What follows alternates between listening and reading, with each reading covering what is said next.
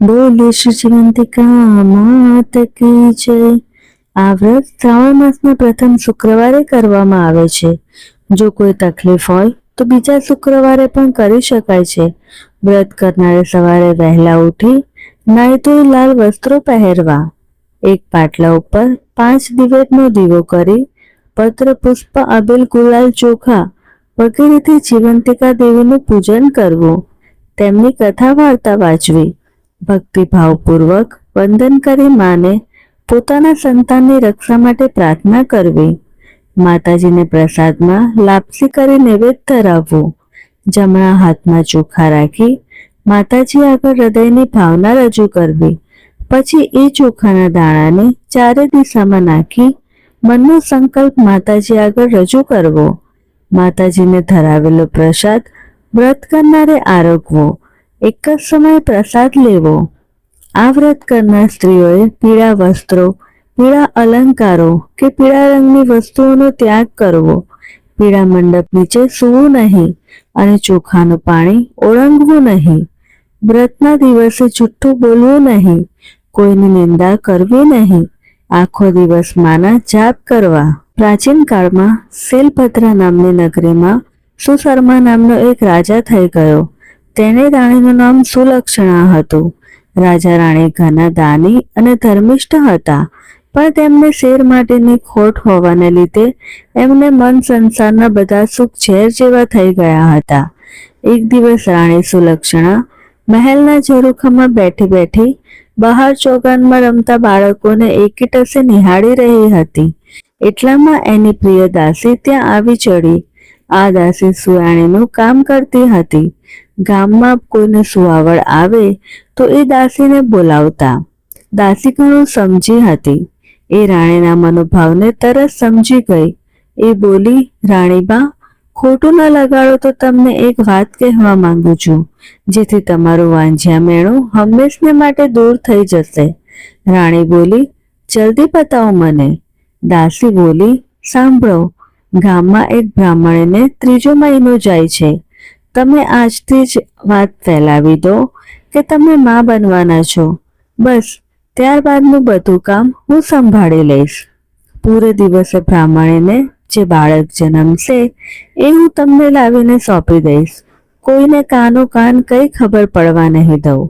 બાળક મળવાની લાલસાએ રાણી સુલક્ષણા આવું ક્રૂર કૃત્ય કરવા તૈયાર થઈ ગઈ અને પોતે ગર્ભવતી છે એવી વાત ફેલાવવા માંડી।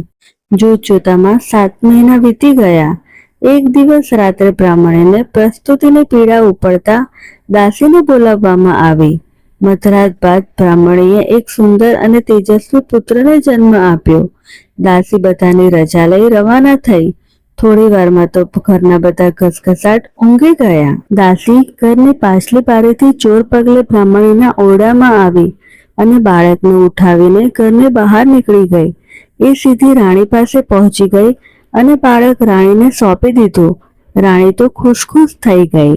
સવાર થતાં જ મહેલમાં સમાચાર ફેલાવી દેવામાં આવ્યા કે રાણીને એક સુંદર પુત્રને જન્મ આપ્યો છે।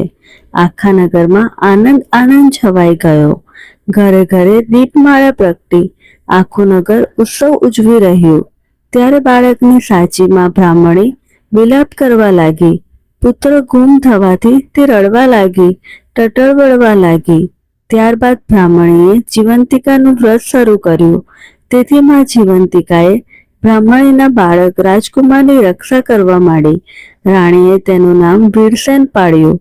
વીરસેન મોટો થવા લાગ્યો। વીરસેન યુવાન થયો ત્યારે રાજા સુશર્મા અને પેલો બ્રાહ્મણ મરણ પામ્યા અને વીરસેન ગાદીએ બેઠો। પ્રજા તેની કુશળતાથી ઘણી ખુશ થઈ। તે પોતાની પ્રજાને પુત્ર સમાન ગણતો। એક દિવસ રાજા વીરસેન પોતાના પિતાનું શ્રાદ્ધ કરવા માટે ગયાજી જવા નીકળી પડ્યો।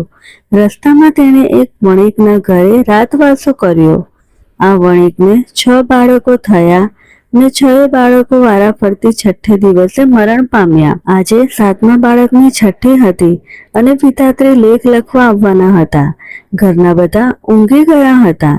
ત્યારે માં જીવંતિકા વીરસેનનું રક્ષણ કરતા બારણા પાસે ઊભા હતા। એ વખતે વિધાતા વણિક પુત્રના લેખ લખવા આવ્યા। એટલે જીવંતિકા માતાએ આડું ત્રિશૂળ ધર્યું ને કહ્યું, દેવી વિધાત્રી, તમે અહીં કેમ આવ્યા? વાણિયાના દીકરાની આજે છઠ્ઠી છે એટલે તેના લેખ લખવા આવી છું. બહેન, લેખમાં શું લખશો? એના ભાગ્યમાં છે તે લખીશ કે છોકરો સવારે મરણ પામશે.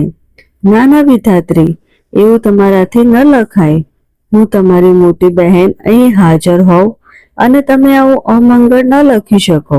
છેવટે વિધાત્રીએ જીવંતિકાની વાત માની દીર્ઘાયુષ્ય લખીને ચાલતા થયા. સવાર થતા વણિક પોતાના છોકરાને જીવતો જોઈ ખૂબ જ અચરજ પામ્યો. તેના હરખનો પાર ન રહ્યો. તેને વીરસેનને શુભ પગલાંનો માની તેની ખૂબ જ સરભરા કરી. વીરસેન બીજા દિવસે જયા જવા તૈયાર થયો ત્યારે વણિકે ખૂબ જ આગ્રહ કરીને ફરીવાર આવવા કહ્યું. વીરસેને હા પાડી. પછી તે ત્યાંથી ઘણા દિવસે ગયાજી પહોંચ્યો. ત્યાં જઈ પિતાની શ્રાદ્ધ ક્રિયા પૂરી કરી. જ્યાં એ પિંડદાન કરવા જતો હતો ત્યારે નદીમાં બે હાથ બહાર આવ્યા. આ જોઈ વીરસેનના અચરજનો પાર ન રહ્યો. તેને પિંડ એક હાથમાં મૂકી દીધો. પછી તેને પંડિતોને આનું કારણ પૂછ્યું ત્યારે પંડિતો પણ તેનો જવાબ આપી શક્યા નહીં. આમાં બીજા હાથ કોઈ દેવીના હાથ જેવો લાગતો હતો. વીરસેન શ્રાદ્ધ ક્રિયા પતાવી પાછો વળ્યો. રસ્તામાં પેલું વણિકનું ઘર આવ્યો. વીરસેન તે વણિકના ઘરે ગયો. તે દિવસે પણ વણિક ત્યાં ફરી બીજા બાળકની છઠ્ઠી હતી. મધરાત થતા પાછા વિધાત્રી લેખ લખવા આવ્યા. આ વખતે પણ મા જીવંતિકાએ તેમને રોક્યા અને આ બાળકનું દીર્ઘાયુષ્ય લખવા કહ્યું. વિધાતાએ આજ્ઞા માન્ય રાખી. લેખ લખીને પાછા ફરતી વખતે વિધાતાએ પૂછ્યું, દેવી જીવંતિકા, તમે આ વણિકના ઘરે કેમ પધાર્યા છો અને આ રાજકુમારનું રક્ષણ શા માટે કરો છો? આ ક્ષણે જ વીરસેનની આંખો ખુલી ગઈ અને તેને કોઈક વાત કરી રહ્યું હોય તેમ લાગ્યું. તે ચૂપચાપ પથારીમાં પડ્યો પડ્યો વાત સાંભળવા લાગ્યો. જીવંતિકા દેવી બોલ્યા, દેવી વિધાત્રી, આ બાળકની માતા વર્ષોથી શુક્રવારે મારું વ્રત કરે છે. તે દિવસે પીળા વસ્ત્રો પહેરતી નથી, પીળા અલંકારો ધારણ કરતી નથી, ચોખાના પાણીને ઓળંગતી નથી અને પીળા માંડવા નીચે જતી નથી. તેથી મારે આ રાજકુમારની રક્ષા કરવી પડે છે. એ જ્યાં જાય ત્યાં મારે જવું પડે છે. એના લીધે હું આજે આ વણિકના ઘરે છું. જ્યાં સુધી વણિકના ઘરે મારો વાસ છે ત્યાં સુધી હું તેના બાળકનું અહીં સી રીતે થવા દઉં? ભલે કહી માં વિધાત્રી જતા રહ્યા. બંને દેવીની વાત સાંભળી વીરસેન વિચારમાં પડી ગયો. એની માતા કોઈ વ્રત કરતી હોય એવું એને યાદ ન હતું. છતાં એને માતાને પૂછી ખાતરી કરવા નક્કી કર્યું. સવાર થતા વણિકે જોયું તો તેનો બીજો દીકરો પણ જીવતો જણાયો. તેને લાગ્યું કે નક્કી વીરસેન કોઈ મહાન માણસ છે. બીજા દિવસે વીરસેને રજા માંગી ત્યારે વણિકે તેને આનંદથી રજા આપી. ઘણા દિવસો બાદ વીરસેન પોતાના રાજ્યમાં આવ્યો. મહેલમાં જઈ રાણીમાને પૂછે છે, માં, તમે કયું વ્રત કરો છો? બેટા, હું તો એકેય વ્રત કરતી નથી. આ સાંભળી રાજકુમારને નવાઈ લાગી. તેને શંકા પડી કે આ મારી સગીમાં નથી. તેને પોતાની માને શોધી કાઢવાનું નક્કી કર્યું. શ્રાવણ માસના પહેલા શુક્રવારે રાજા વીરસેને આખા નગરમાં ઢંઢેરો પીટાવ્યો કે આજે નગરની બધી સ્ત્રીઓ પીળા વસ્ત્ર પહેરીને જમવા આવે. કોઈએ ઘરે રહેવું નહીં. શુક્રવારના દિવસે બધી સ્ત્રીઓ પીળા વસ્ત્રો પહેરી જમવા આવી. રાજકુમારે પોતાના અનુચરોને મોકલી નગરમાં તપાસ કરાવી કે કોઈ બાકી તો રહ્યું નથી ને. થોડી વારમાં અનુચરોએ આવીને જાણ કરી કે એક બ્રાહ્મણી પીળા વસ્ત્ર પહેરીને આવવાની ના પાડે છે. આજે એને જીવંતિકા માનું વ્રત હોવાથી તે પીળા વસ્ત્રો નહીં પહેરે. રાજા વીરસેન આખી વાત સમજી ગયો. તેણે તરત જ બ્રાહ્મણી માટે લાલ વસ્ત્રો મોકલાવ્યા. બ્રાહ્મણી લાલ વસ્ત્રો પહેરીને આવી. રાજકુમાર પોતાની માને જોઈને ખૂબ જ રાજી થઈ ગયો. મા દીકરો સામસામે મળતા જ બ્રાહ્મણીના સ્તનમાંથી દૂધની સેર નીકળી રાજકુમારના મોંમાં પડી. આ જોતા જ નગરજનો સ્તબ્ધ બની ગયા. રાજકુમારે રાણીમાને આ બાબતે પૂછતા રાણીએ રડતા રડતા સઘળી હકીકત જણાવી દીધી. વીરસેન પેલી બ્રાહ્મણીને માં કહી ભેટી પડ્યો અને તેને પોતાની સાથે રાજમહેલમાં રાખી. જીવંતિકા માના વ્રતના પ્રભાવથી બ્રાહ્મણીને પોતાનો ખોવાયેલો પુત્ર પાછો મળ્યો અને માતાજીએ એનું રક્ષણ કર્યું. હે મા જીવંતિકા, તમે જેવા બ્રાહ્મણના બાળકનું રક્ષણ કર્યું તેવા વ્રત કરનાર 100ના બાળકનું રક્ષણ કરજો અને એમને સુખ સંપત્તિ આપજો.